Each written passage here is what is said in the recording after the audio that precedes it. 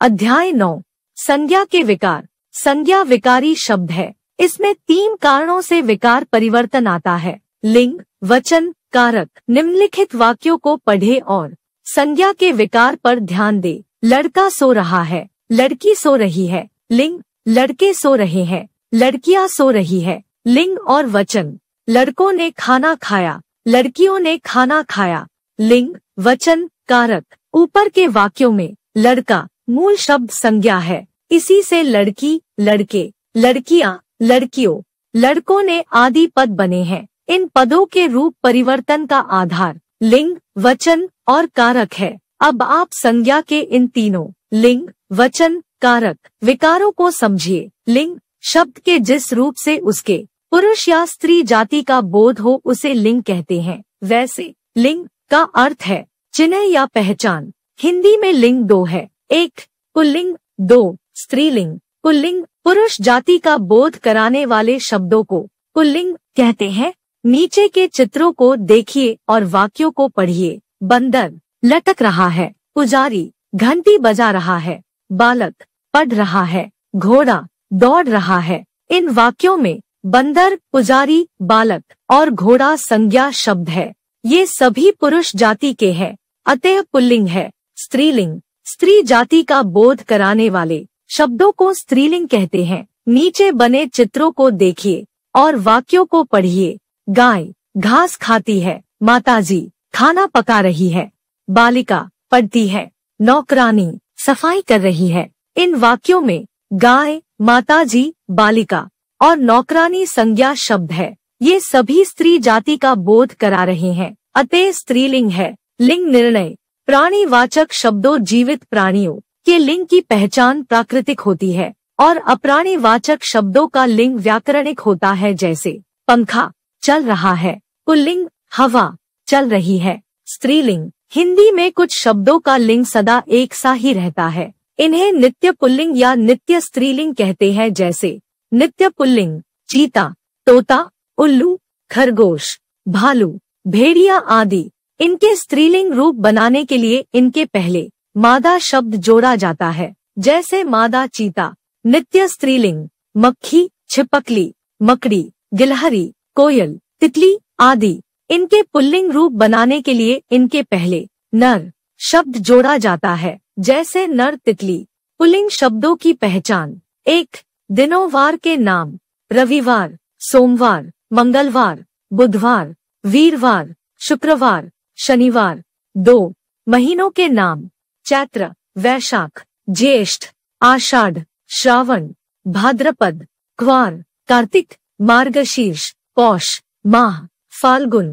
3 धातुओं के नाम सोना, तांबा, लोहा, पीतल, चांदी। अपवाद है स्त्रीलिंग। 4 अनाजों के नाम गेहूं, जौ, चना, बाजरा, चावल। अपवाद अरहर, ज्वार, मक्की। 5 देशों के नाम भारत, रूस, अमेरिका, चीन, फ्रांस आदि। 6 ग्रहों के नाम मंगल, सूर्य, चंद्रमा, राहु, बुध, शनि, पृथ्वी। अपवाद 7 समुद्रों के नाम प्रशांत महासागर, हिंद महासागर, अरब सागर, भूमध्य सागर आदि। 8 पर्वतों के नाम हिमालय, विंध्याचल, कैलाश आदि। 9 वृक्षों के नाम नीम, पीपल, वट, शीशम, अशोक, चीड़, देवदार आदि। 10 शरीर के अंग मुंह, सिर, हाथ, पैर, गला, कान, दांत, घुटना आदि। आँख, जीभ, नाक। अपवाद 11 आव, पा, पन, कफ, आवा, औड़ा से अंत होने वाली संज्ञाएं पुल्लिंग होती है। अखेल, रेल, बाग, यंत्र, हार आदि। आ घोड़ा, गोटा, लोटा, हीरा आदि। आव पुलाव, बहाव, दुराव, छिपाव आदि। पा मोटापा, बुढ़ापा, कुजापा आदि। पन लड़कपन, बचपन, सीधापन, अपनापन आदि। क लेखक, गायक, बालक, नायक आदि। त्व पुरुषत्व, महत्व, देवत्व आदि। आवा भुलावा, छलावा, दिखावा, चढ़ावा आदि। औड़ा, पकौड़ा, हथौड़ा आदि। स्त्रीलिंग शब्दों की पहचान 1. भाषाओं के नाम, हिंदी, अंग्रेजी, संस्कृत, तमिल आदि। 2. तिथियों के नाम, प्रथमा, तृतीया, चतुर्थी, एकादशी आदि। 3. नदियों के नाम, गंगा, यमुना, सरस्वती, नर्मदा आदि। 4. हथियारों के नाम, बंदूक, तलवार, कृपाण, तोप आदि। 5. प्राणियों के नाम, मैना, मछली, चील, छिपकली आदि। 6. शरीर के अंग, आँख, नाक, थोड़ी, जीभ, कमर आदि। 7. कपड़ों के नाम, कमीज, पैंट, टाई, टोपी, धोती आदि। 8. आभूषणों के नाम, अंगूठी, हंसुली, चूड़ी, जंजीर आदि। 9. कुछ मसालों के नाम, हल्दी, लौंग, मिर्च, दालचीनी आदि। 10. जिन शब्दों के अंत में ई, नी, आई, इया, इमा, ता, आस, री, आवट, आहट जुड़े होते हैं। ई, गाली, साली, सखी, खिड़की आदि। नी, चटनी, छलनी, कथनी करनी आदि। आई, लड़ाई, कसाई, मलाई, छंटाई आदि। इया, गुड़िया, चिड़िया, चूहिया, बुढ़िया आदि। इमा, लालिमा, नीलिमा, गरिमा, कालिमा आदि। ता, राहत, चाहत, रंगत, संगत आदि। ता, सुंदरता, दास्ता, मानवता, पशुता आदि। आस, खटास, मिठास, भड़ास आदि। री, चाकरी, छतरी, बकरी, गठरी आदि। आवट, लिखावट, सजावट, थकावट, बनावट आदि। आहट, घबराहट, चिकनाहट, मुस्कराहट आदि। समझो, कुछ शब्द ऐसे हैं जो पुल्लिंग और स्त्रीलिंग दोनों रूपों में प्रयोग किए जाते हैं, जैसे राष्ट्रपति, प्रधानमंत्री, राजदूत आदि। पुल्लिंग से स्त्रीलिंग बनाने के नियम। 1. आ को आ करके पुल्लिंग स्त्रीलिंग, छात्र, छात्रा, वृद्ध, वृद्धा, प्रिय, प्रिया, बाल, बाला, पूज्य, पूज्या, सुत, सूता, शिशे, शिशा, आत्मज, आत्मजा। 2. आ को ई करके पुत्र, पुत्री, नाना, तरुण, तरुणी, लड़का, लड़की, ब्राह्मण, ब्राह्मणी, घोड़ा, घोड़ी, नर, नारी, बकरा, बकरी। 3. आ को इया करके बंदर, बंदरिया, कुत्ता, कुतिया, गुड्डा, गुड़िया, बेटा, बिटिया, बूढ़ा, बुढ़िया, डिब्बा, डिबिया, चूहा, चूहिया, लोटा, लुटिया।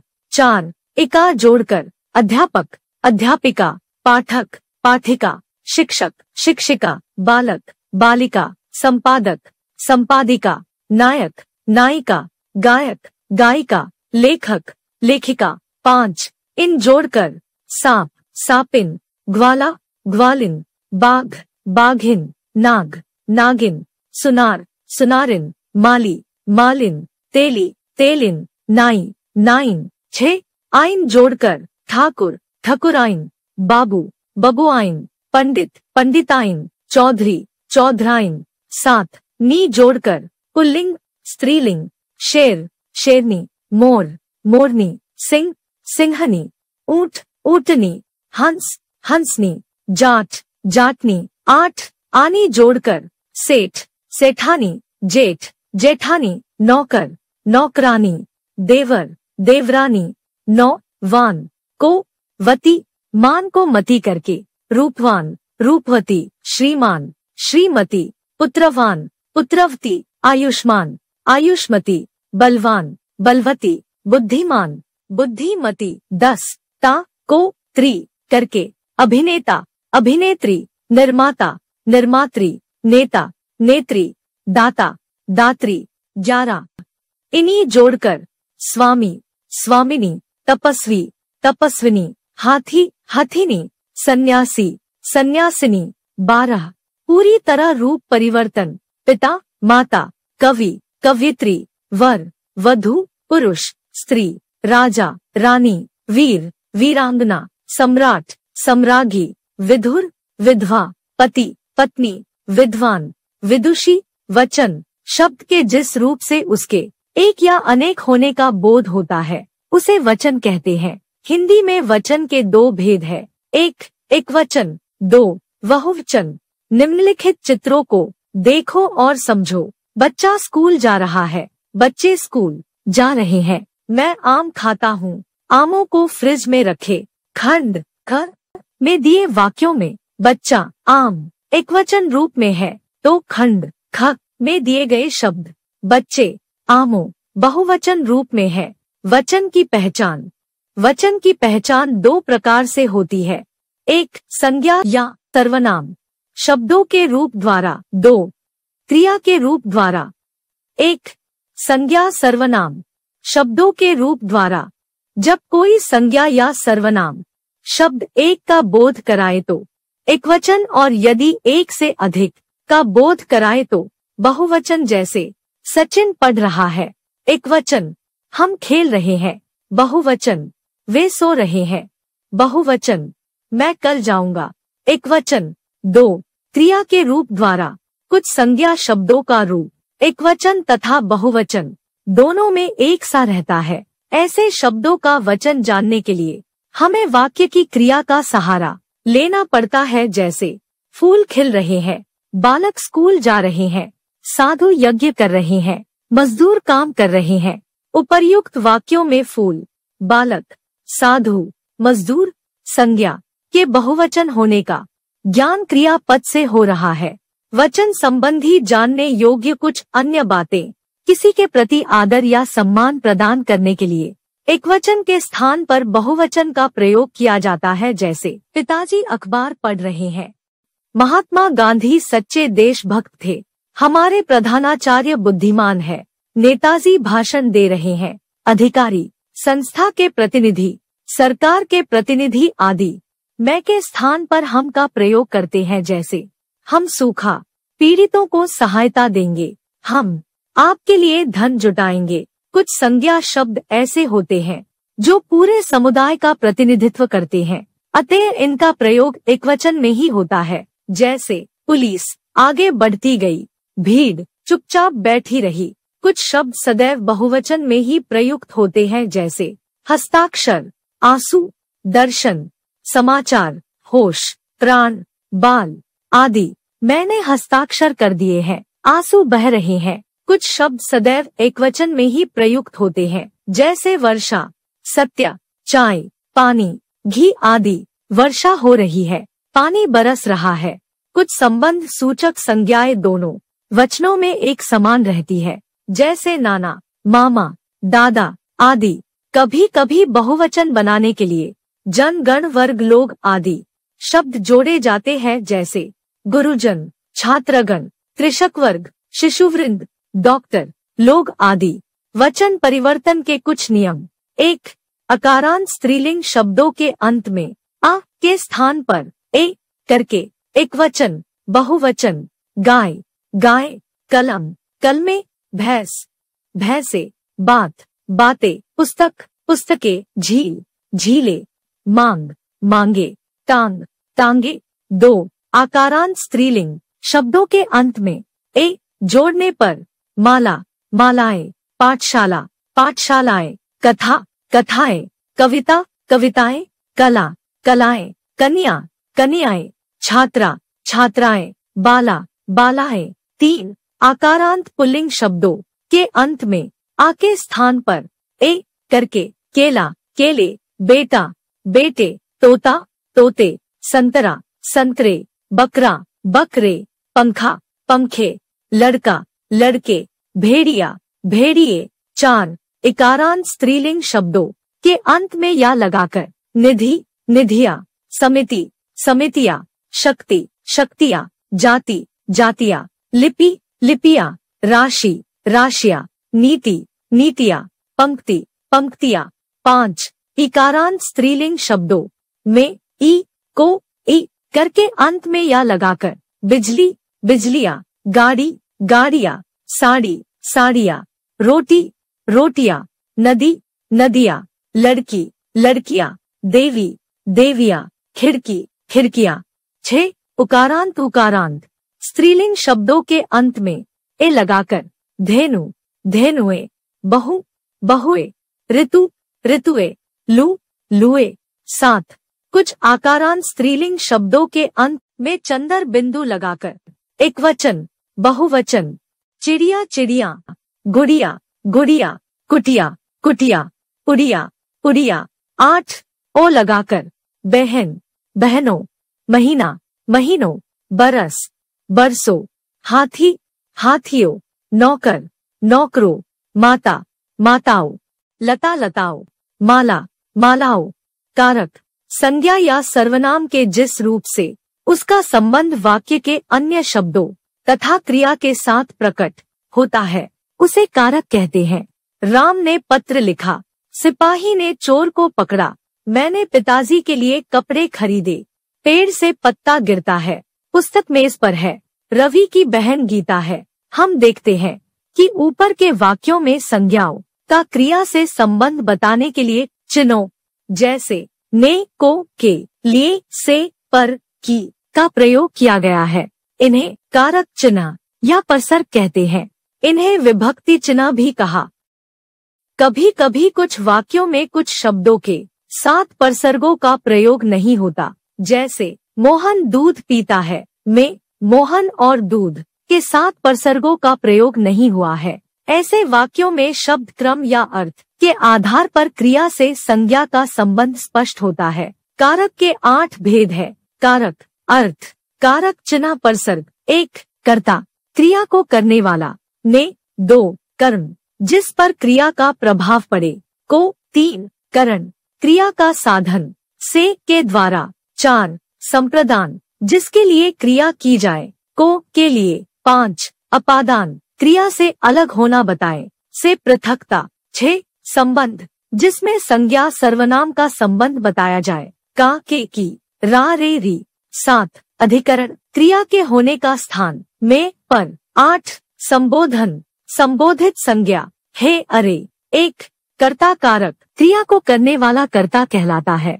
इसका परसर्ग ने है, जैसे जगन ने सेब खाया है, सिपाही ने चोर पकड़ा। पहले वाक्य में जगन सेब खाने का काम करता है, अतः जगन करता है। इस वाक्य में किसी परसर्ग का प्रयोग नहीं हुआ है। दूसरे वाक्य में सिपाही पकड़ने का काम करता है, अतः सिपाही करता है। इसमें ने परसर्ग का प्रयोग हुआ है। 2 कर्म कारक, वाक्य में जिस संज्ञा सर्वनाम पर क्रिया का फल या प्रभाव पड़े उसे कर्म कारक कहते हैं। इसका परसर्ग को है। कभी कभी परसर्ग का प्रयोग नहीं होता। सिपाही ने चोर को पकड़ा, वह पानी पी रहा है। पहले वाक्य में पकड़ना क्रिया का फल चोर पर पड़ रहा है, अतः चोर कर्म कारक है और को परसर्ग कारक चिन्ह है। दूसरे वाक्य में पानी कर्म के साथ कोई कारक चिन्ह नहीं है। 3 करण कारक, क्रिया के करने के साधन को कारण कारक कहा जाता है। इसका परसर्ग से है, जैसे बच्चा खिलौने से खेल रहा है, हम बस से स्कूल जाते हैं। पहले वाक्य में खिलौने से तथा दूसरे वाक्य में बस से क्रमश खेलने तथा जाने का काम हो रहा है। यहाँ से परसर्ग का प्रयोग हुआ है, अतः करण कारक है। 4 संप्रदान कारक, जिसके लिए कोई कार्य क्रिया जाए या जिसे कुछ दिया जाए उसे संप्रदान कारक कहते हैं। इसके परसर्ग है को के लिए, जैसे गरीबों को भोजन दो, मैं पिताजी के लिए दवा लाया हूँ। इन वाक्यों में गरीबों को भोजन देने का तथा पिताजी के लिए दवा लाने का काम हुआ है। 5 अपादान कारक, जिससे अलग होने का भाव प्रकट हो उसे अपादान कारक कहते हैं। इसका परसर्ग से है, जैसे पत्ता पेड़ से गिरता है, गंगा हिमालय से निकलती है। इन वाक्यों में पत्ता पेड़ से अलग होता है तथा गंगा हिमालय से अलग हो रही है, अतः अपादान कारक है। 6 संबंध कारक, इन वाक्यों में संज्ञा या सर्वनाम संज्ञा का संबंध प्रकट होता है।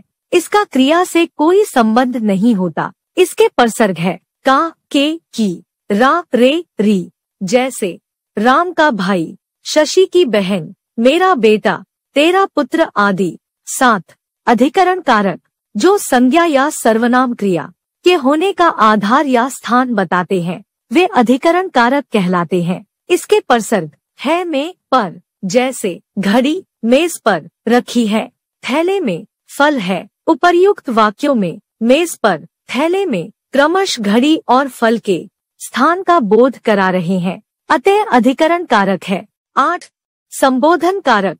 संबोधन का संबंध वाक्य की क्रिया से नहीं होता। इसका प्रयोग किसी को पुकारने, बुलाने या संबोधित करने के लिए किया जाता है, जैसे हे ईश्वर दया करो, अरे कहाँ चल दिए, आपने पढ़ा और समझा। संज्ञा विकारी शब्द पद है। संज्ञा में 3 कारणों से विकार परिवर्तन आता है। लिंग, वचन, कारक। हिंदी में 2 लिंग है, पुल्लिंग और स्त्रीलिंग। हिंदी में वचन भी 2 है, एकवचन, बहुवचन। हिंदी में कारक 8 माने जाते हैं। कर्ता, कर्म, करण, संप्रदान, अपादान, संबंध, अधिकरण और संबोध।